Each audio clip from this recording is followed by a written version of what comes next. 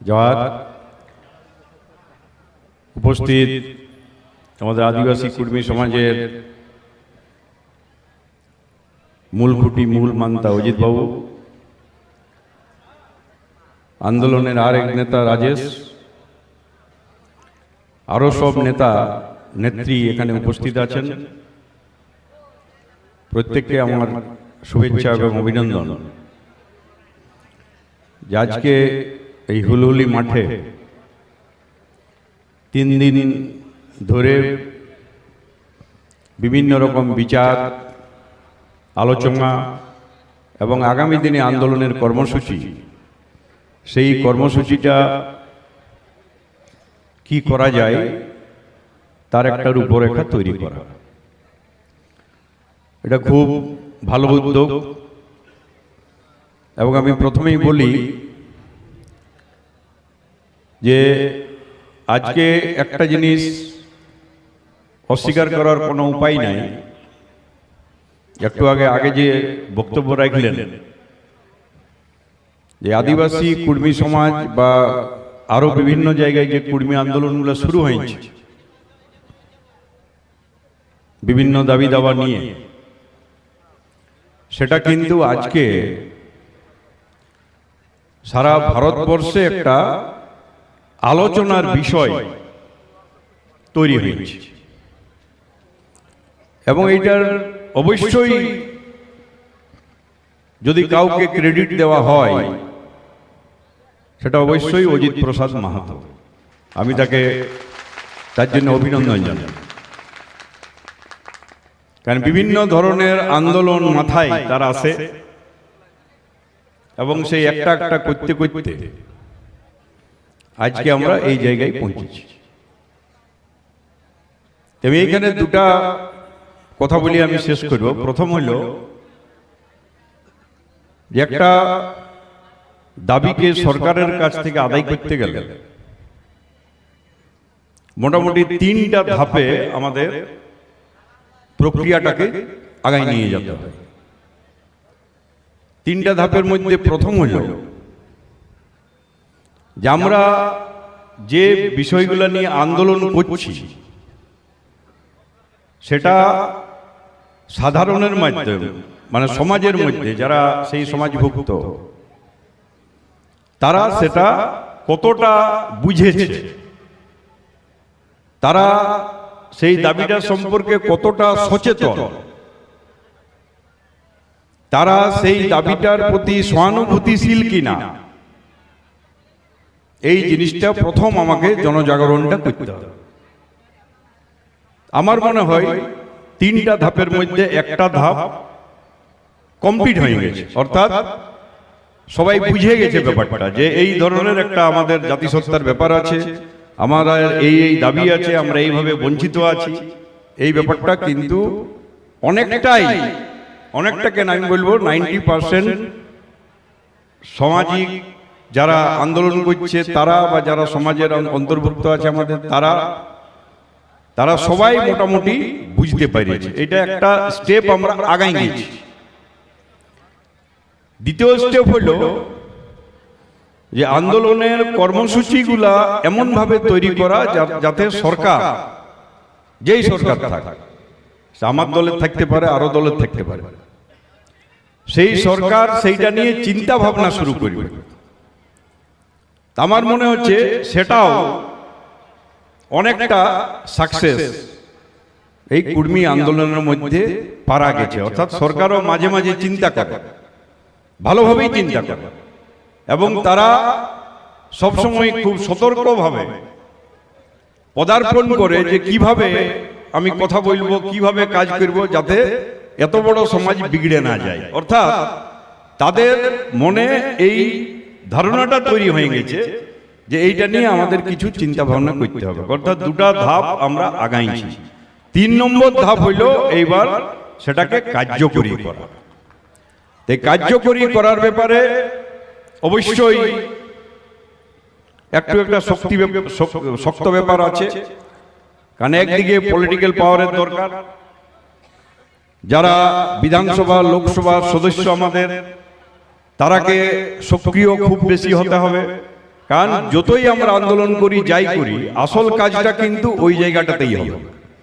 ওই জায়গাটাতে করার যে বিষয়টা, তাতে আমাদের কাস্টের যারা প্রতিনিধিরা থাকে তারাকে কিভাবে সেটা প্লেস করতে পারবে বা না পারবে, সেই নিয়ে কতটা আমরা চাপ সৃষ্টি করতে পারবো, এইটা নিয়ে একটা আমাদের কর্মসূচি গ্রহণ করা দরকার।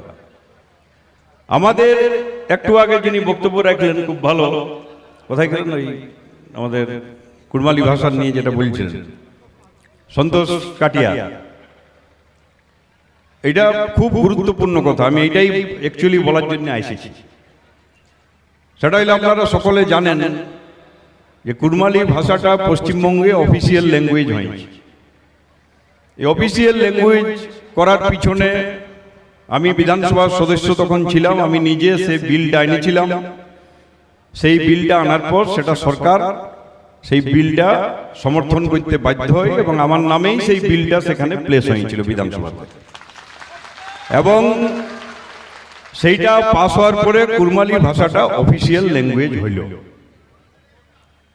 এইবারে আমরা অফিসিয়াল ল্যাঙ্গুয়েজটা করেছি, নিশ্চয়ই এখন গ্রাজুয়েট লেভেলে কুড়মালি কিছু কিছু কলেজে খুলেছে, মাস্টার ডিগ্রিতে খুলেছে, দুজার জন্য অ্যাপয়েন্টমেন্ট হচ্ছে।